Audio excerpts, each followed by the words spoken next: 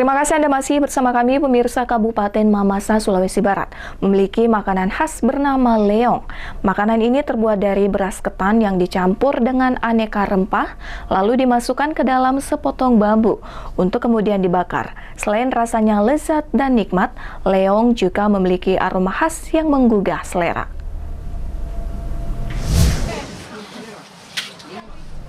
Beginilah proses pembuatan leong, kuliner khas Mamasa yang dilakukan sejumlah warga Desa Tondok Bakaru.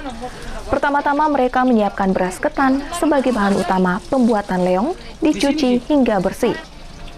Bumbu pelengkap yang terdiri dari berbagai jenis rempah seperti bawang putih, bawang merah, merica, kunyit, serai, jahe, hingga daun pandan dihaluskan.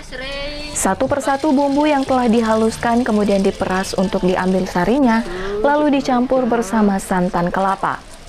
Setelah itu beras ketan yang telah dicuci bersih dicampur bersama aneka rempah, lalu diaduk secara merata, serta jangan lupa berikan sedikit garam untuk memberi cita rasa. Beras ketan yang telah bercampur dengan sari rempah kemudian dimasukkan ke dalam sepotong bambu. Sebelumnya, bagian dalam potongan bambu dilapisi daun pisang. Selain untuk memberi cita rasa, fungsi daun pisang agar beras ketan tidak menempel pada kulit bambu. Proses akhir pembuatan makanan khas Mamasa ini dengan membakar potongan bambu berisi ketan menggunakan kayu bakar. Selama proses pembakaran berlangsung, potongan bambu harus selalu diputar agar nasi ketan dalam bambu matang secara merata. Karena telah bercampur dengan aneka jenis rempah, leong dapat disantap tanpa makanan pendamping. Tidak mengherankan, aktivitas membuat leong kerap dilakukan beramai-ramai dan tentunya dinikmati beramai-ramai. Jadi ini makanan khas Mamasa, namanya leong. Jadi isinya itu beras ketan yang dimasak dengan santan dan bumbu.